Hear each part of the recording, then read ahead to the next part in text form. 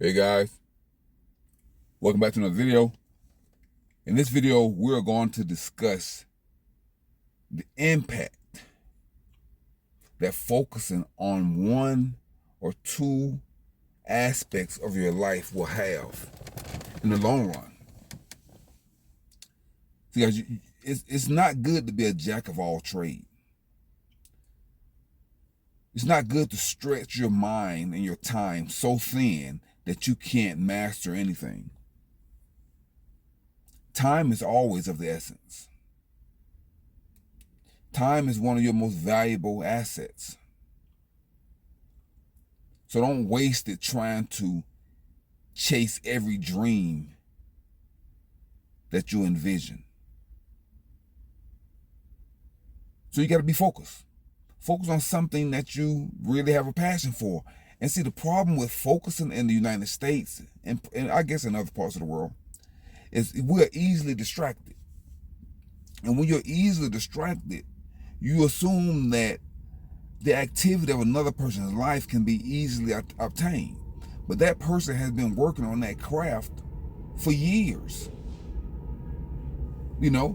So it's hard for young adults and people in America to focus on something that they value because they don't really know what they value. They don't really know what interests them. And that's it's very difficult. It's a very difficult position to be in when you don't really know what you like, when you don't know what you have a passion for and what interests you. And then the thing that you may have a passion for that may interest you is either time consuming or it's expensive. It may cost money to purchase the items, the tools, whatever it is that that you want to get into. It may cost money, and then it's gonna cost time. And if you spend your time at work and then doing other frivolous things, and then you got to sleep and eat, then you lose every day. You losing time because you have all these other activities that are stealing one of your most valuable resources. Of course, it's time. So you have to try to figure out what you are interested in and do it 1 or 2 hours every day. Sacrifice some other area of your life that's not going to benefit you in the long run. Just make the sacrifice and focus on that 1 or 2 things that you're really interested in. If you're an avid reader, then read as many books as you can in the field that you're interested in. Don't pursue every dream as a money-making source.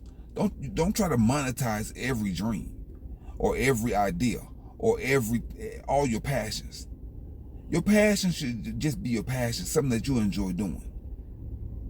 And when you become an expert at it later on in your life, if you can monetize it, monetize it. If not, oh well, it's something that you enjoy doing anyway. So don't start enjoying doing something just because you want to monetize it. You know what's going to happen then?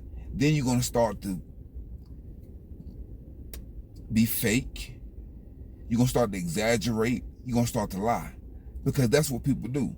Whenever they monetize their passion, their dreams, not everybody, but a lot of people, they start to exaggerate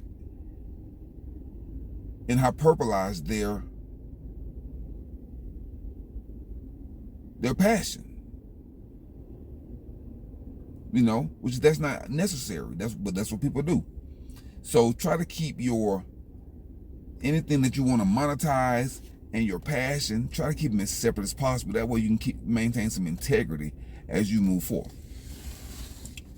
So like I say, focus on 1 or 2 things. Bruce Lee said that he feared not the man that has practiced 10,000 kicks. He feared the man that has practiced 1 kick 10,000 times.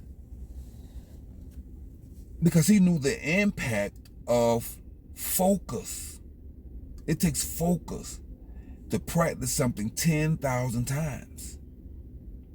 Do it over and over and over again. On that kick, that muscle, that memory, that reflex. That is so dangerous. Of course, you're not going to neglect all the other kicks and all the other arts of the craft, but that one kick, if executed or when executed at the right moment, will immobilize your opponent. Okay, guys, so let's read an article about focusing. Hold on. Okay, here we are, guys. Here's a quick article, maybe 3 to 5 minutes, about focusing on mastery. Bruce Lee's 10,000 Kicks and the Real Meaning of Mastery by Devin Borman. Okay, guys, let's read this article real quick. One of the most quoted lines from Bruce Lee is, "I fear not the man who has practiced 10,000 kicks once, but I fear the man who has practiced one kick 10,000 times." That means he has mastered that kick.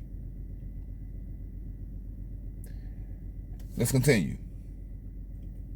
It's a quote that emphasizes the importance of focused practice and a high level of proficiency, but it is often used to advocate for developing a narrow technical repertoire and to train for a one-hit-and-done approach to fighting. That's physical fighting. You can also do this in life when it comes to taking advantage of a niche that may not be that popular. Let's go, guys. Crunching numbers and stacking odds. To be honest, if only goal or need was to survive martial encounters in a specific environment, I would most certainly focus my practice on the narrowest set of skills with the highest % chance of success.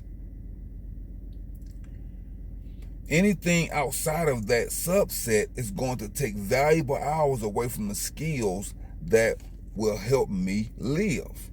This same focus argument is used by a lot of competitive sport coaches to advocate for training only one side of your body in a unilateral sports. Olympic fencing, golfing, shooting, archery. Every hour you spend training your non-dominant side is an hour you've stolen from the training of your dominant one. If you're facing competitors who focus only on one side, then as an ambidextrous practitioner, you will be half as prepared. And if your only goal is tournament fighting, why not narrow those skills further? To win a tournament, you should tailor your approach to what will score points. Highest point value target. What is most easily seen, heard by judges. If there's one kick that has the highest percentage chance of scoring the most points, why waste your time with anything else? See, guys, and that's a very valid point, guys. You go for the most valuable target. You shoot for the most valuable target. That's going to get you the most points. That's going to immobilize your enemy. You know, and if you're in a fight and if you feel kicking the knee, it's going to immobilize them. Kick the knee. Why go for the chest or the arm or the head? Pick the area, the crotch. Go for the area that you have practiced the longest. And if you have practiced that one target 10,000 times, the person's his chances of surviving that one hit that you've practiced 10,000 times is minimized. Let's continue. The luxury of mastery. Bruce Lee was anything but a one-kick pony. He had a tremendous technical repertoire and studied diverse martial arts, including modern fencing. To hone his approach to combat, he studied weapons, multiple forms of unarmed combat, and demonstrated his ability to across environments. What made us see him as a master was his technical proficiency at a high level beyond one kick.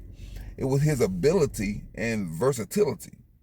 As modern practitioners of martial arts, we have a luxury that few historical practitioners had: the time and resources to develop as full and complete martial artists. There is no sole outcome environment that we must excel in to survive.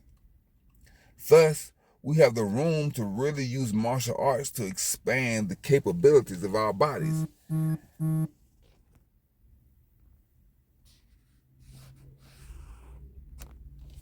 The capabilities of our bodies and minds as broadly as possible. Given a long enough timeline, there is room to practice many different kicks 10,000 times. See, so in other words, he's saying we live in a time where we're not in defense mode. We're not always in survival mode. So we have the time while we're not in war to practice our life skills. See, that's when you hone your skills. When you're not desperate, when you're not panicking. Don't wait until that time comes or that need comes. Get it together now. Plant that seed now. Practice now while you don't need that skill. Practice that skill now. So once you mastered that 10,000 kick, now you have time to master 10,000 more in another area. So that's what he's talking about. Okay, guys, so let's continue. Given a long enough timeline, there is room to practice. Okay, I just said that 10,000 times. Or sword strokes or wrestling plays. There is a capacity to explore and understand a larger art that can be applied in self-defense, tournament, performance, and solo study in many different environments. Historical fencing masters had this time and wrote about very expensive arts for a noble audience, or professional fighting class. See, it was very expensive. It was for an elite class of people to practice certain skills. But now we have the time and the resources to pursue these things. You can go on YouTube. You can order the things that you need online, and you can practice what you need to practice. But you have to be focused. You have to be focused. You got to get off social media. Social media is digital heroin. You have to get off social media. If you're going to use social media, use it productively to enhance your skills, not for distraction purposes. Make sure that your feeds are full of things that you're interested in. There's a button on the side of the feed. You hit that button, those three little dots, and then go to the bottom. It says not interested. So everything that you're not interested in, you need to remove out of your feed. You need to remove it out of your life. Okay, guys, let's continue. A focused set of techniques is a strategy, not a base.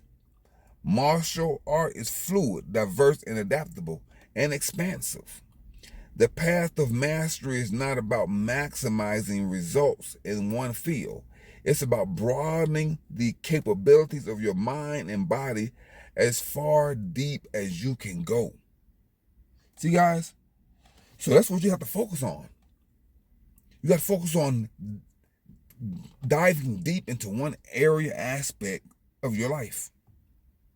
Some other areas you may neglect some other areas. That comes with the territory of mastery. Some areas may be neglected, but you have to make a decision, and you got to create balance in those other areas.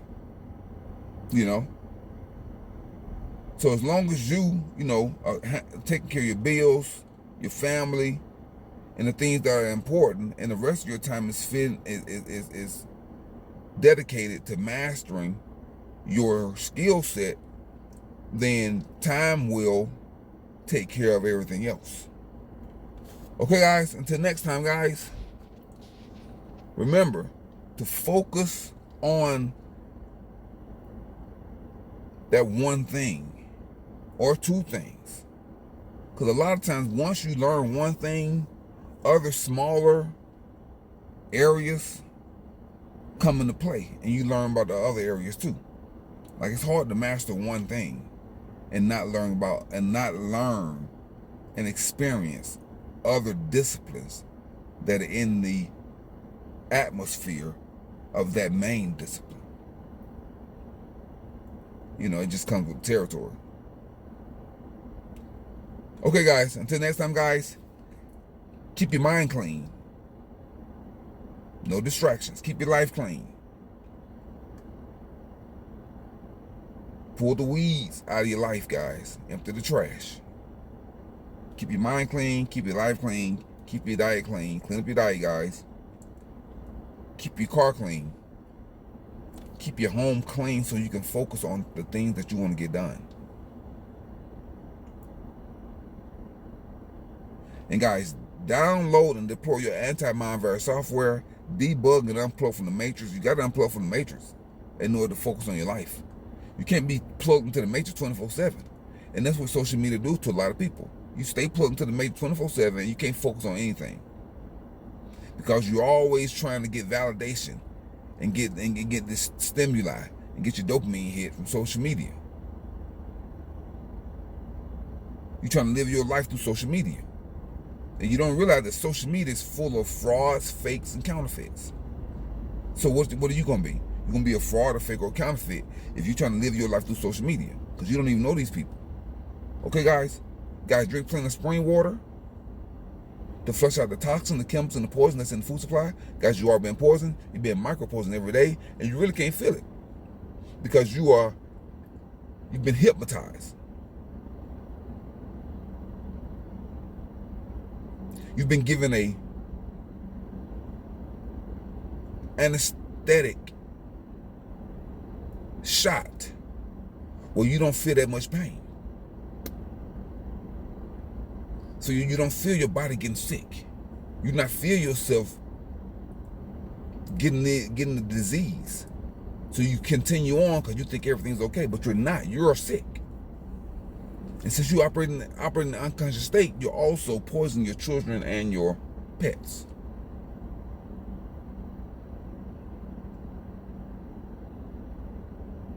So guys, take care of yourself. And until next time, Countryman 777, I'm signing out. Now go and conquer yourself. Peace.